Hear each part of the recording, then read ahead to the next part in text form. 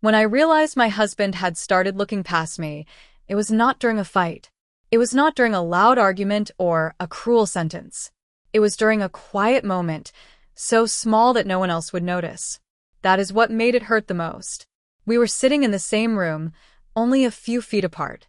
The evening light was soft, falling through the window like it always did. I was folding laundry, the same way I had done for years. He was on his phone, scrolling, nodding, smiling at something I could not see. I said his name. Once. Then again, a little louder. He did not look up. At first, I thought he did not hear me. So I waited. I gave him time. I always gave him time. Finally, he looked up, his eyes passing over me like I was part of the furniture. Not unkind. Not angry. Just distant. Yes, he said, as if I had interrupted something important. In that moment, something inside me grew quiet. Not broken. Not angry. Just tired. I realized then that I had become easy to overlook. Like the walls of the house. Like the chair he always sat on. Like the life I had built around him without ever asking to be noticed. I did not cry. I did not speak. I folded the last shirt, stacked it neatly, and walked into the bedroom alone. That night, lying beside him, I stared at the ceiling. I thought about all the years I had given, all the plans I had set aside, all the times I chose us when it meant losing a part of myself. I wondered when I had become invisible. I wondered how love could slowly turn into something so quiet that it forgot your name. This is not a story about anger. It is not a story about shouting or blame. It is a story about small moments, the kind that slip by unnoticed until they pile up and change everything. This is the story of how I gave my whole life to someone, and how, one day, he stopped seeing me. Before everything grew quiet between us, there was a time when life felt full. Not perfect, but warm. The kind of warm that makes you believe you are building something that will last. I met my husband when I was young enough to believe love could fix anything. He was not rich. He was not powerful. But he had dreams. Big ones. And when he spoke about them, his eyes lit up in a way that made me want to stand beside him forever. We married with very little. A small ceremony. Simple food. Family crowded into a space that felt too small, but somehow right. I remember holding his hand and thinking, this is enough. In the early years, life was busy and loud. We talked about everything. About where we would live. About the kind of home we wanted. About children, even when we were not ready yet. Money was tight then. So tight that we counted every bill. I learned how to stretch meals, how to mend clothes, how to smile even when I was tired. I told myself it was temporary. That one day, things would be easier. When his work became demanding, I stepped back from mine. It made sense at the time. Someone had to keep the house running. Someone had to be steady so he could chase his goals. I'll make it up to you, he said once, squeezing my hand. I smiled and said, we're a team. And I meant it. I became the quiet support behind everything he did. I packed his lunches. I stayed up late waiting for him. I listened when he was frustrated, scared, or unsure. When he doubted himself, I believed for both of us.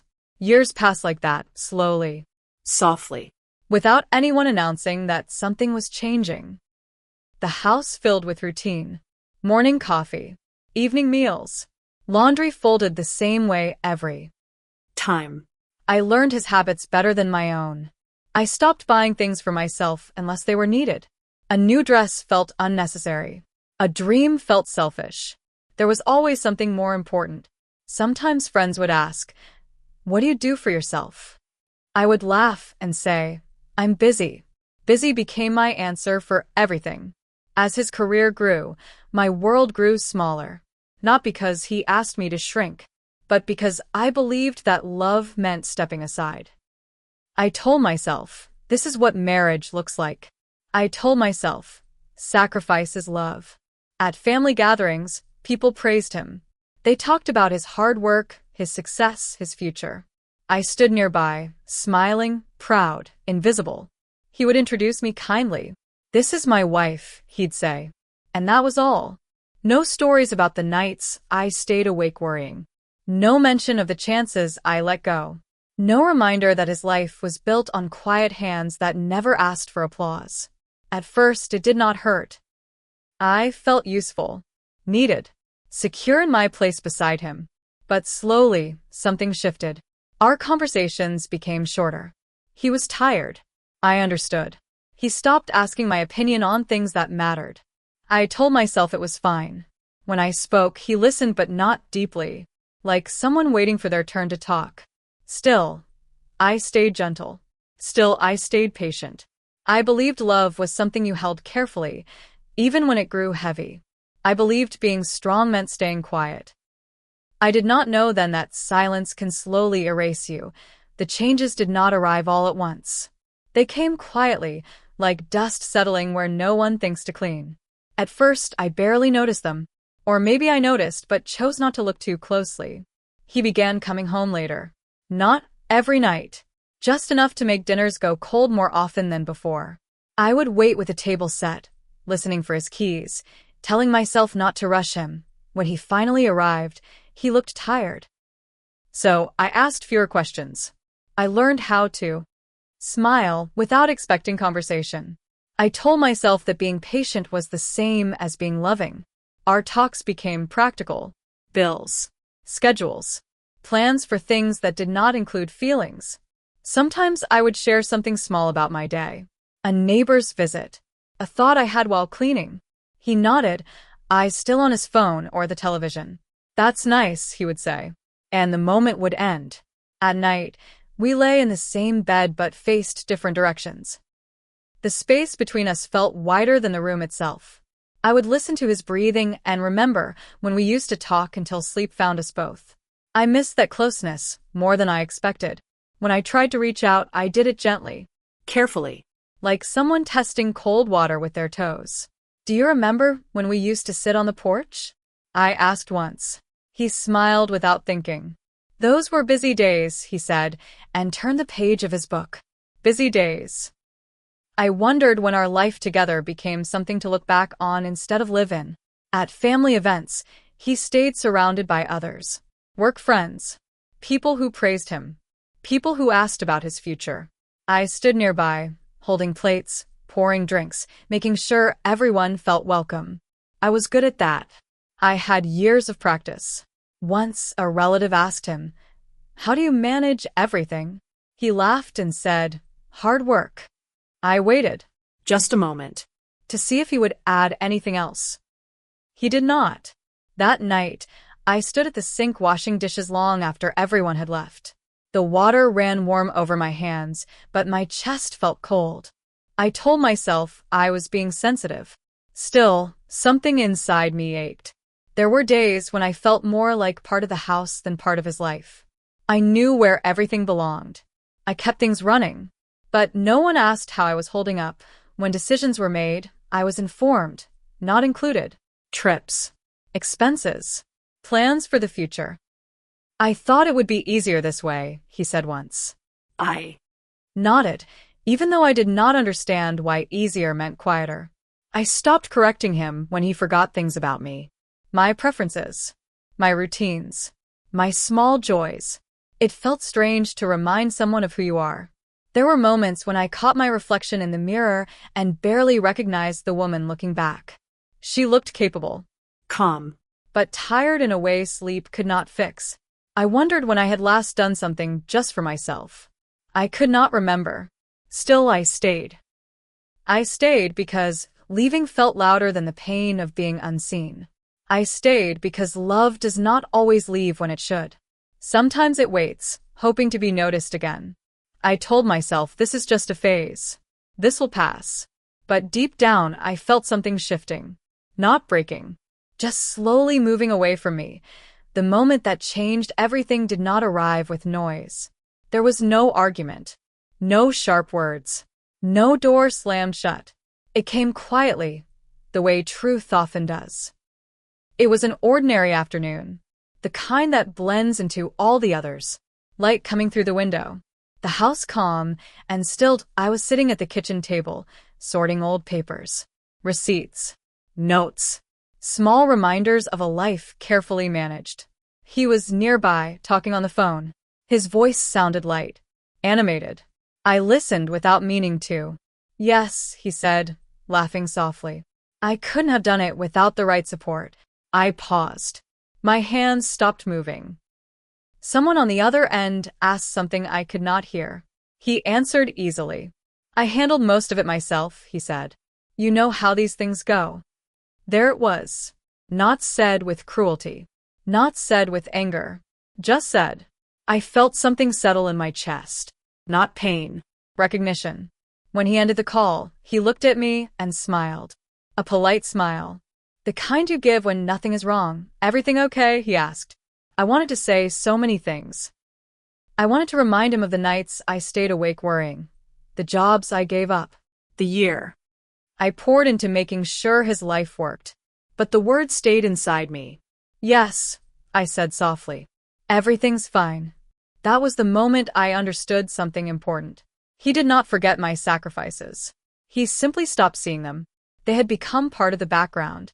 Like air. Like light. Necessary but unnoticed. Later that evening, we sat at the table together. Dinner was quiet. The sound of forks against plates felt loud. I've been thinking about taking on something new at work, he said. It will mean more time away. I looked at him. Really looked. Do you think that's a good idea? I asked carefully. He shrugged. I've already decided. That was it. Not anger. Not cruelty. Just certainty that my voice was no longer needed. That night, after he went to bed, I stayed awake. I walked through the house slowly. Touched the walls. Straightened things that did not need fixing. Every room held a memory. Every corner held proof of a life I had built quietly. I sat by the window and watched the streetlight glow. I realized I had been waiting for appreciation when what I needed was recognition. Not praise. Not applause. Just to be seen. I thought about the younger version of myself. The woman who believed sacrifice would always be noticed. Who thought love meant giving without counting. I did not regret loving him, but I regretted disappearing. That night, I made a promise to myself. Not to leave. Not to fight, but to stop shrinking. I did not know what that would look like yet. I only knew I could not continue being invisible in my own life. The days after that moment felt different. Not louder. Not dramatic. Just clearer. I moved through the house the same way. Made meals. Kept routines. Smiled when needed. But something inside me had changed. I stopped waiting for him to notice me. That was the first shift. Small, but powerful. When he spoke, I listened, but I also listened to myself. To the quiet voice I had ignored for years. I began doing small things again, not to prove anything, just to remember who I was. I took walks alone in the early morning. I sat with my thoughts instead of filling the silence with chores. I read books that had nothing to do with his life or his goals. At first, it felt strange, like stepping into a room I had not entered in years. But slowly, it felt right. He noticed the changes before he understood them. You've been quiet lately, he said one evening. I've always been quiet, I replied gently. I just hear myself now. He looked at me then. Really looked. And for a moment, I saw confusion in his eyes. Not anger. Not guilt. Just surprise. I did not blame him. I did not accuse. I spoke carefully. I don't need grand gestures, I said one night. I just need to feel like I matter. He nodded, but did not answer right away. Some truths take time to settle. There were awkward moments after that. Silences that felt heavy. Conversations that stopped too soon. But there was also space. Space for honesty. Space for change. I stopped filling every gap for him. Stopped fixing things before they were asked. Stopped carrying the weight alone. And something unexpected happened. He began to notice, not suddenly. Not perfectly, but slowly. He asked my opinion again. Once. Then again. He thanked me for small things. Not because I demanded it, but because I allowed myself to be visible. I learned something important during that time. Love does not survive on sacrifice alone. It needs presence. on both sides. I had to forgive myself too, for believing that being needed was the same as being valued, for staying silent when my heart wanted to speak. There were days when sadness returned. Healing is not a straight path, but I no longer felt lost. I felt grounded. I was still his wife, still part of the life we built, but I was also my own person again. And that mattered more than I ever realized. That I often think about that quiet moment now. The one where I realized my husband had taken me for granted. It did not destroy us, but it changed me. I understand now that love can fade in small ways long before it breaks in big ones. It fades when we stop seeing each other, when we stop listening, when we assume someone will always be there no matter how little we notice them. I do not blame my husband, and I do not blame myself the way I once did. We were both learning, just at different speeds. What I know now is this: sacrifice should never erase you. Love should never make you invisible. And silence should never be the price of belonging. I learned to speak softly but clearly, to care deeply but not disappear, to give love without losing myself in the process. Our life together did not become perfect, but it became more honest. And honesty has its own quiet strength. Sometimes, in the evenings, we sit together again, not talking much, just sharing the same space. This time when I speak, he looks at me. And when I am quiet, I no longer feel alone. If you are listening to this and feel unseen, I want you to remember something. Your presence matters. Your effort matters. Even if no one has said it out loud. Do not wait for a breaking point to reclaim yourself. Do not believe that being strong means being silent forever. Love grows best when it is shared with open eyes. And sometimes, the most powerful change begins in the quiet moment when you decide to see yourself again.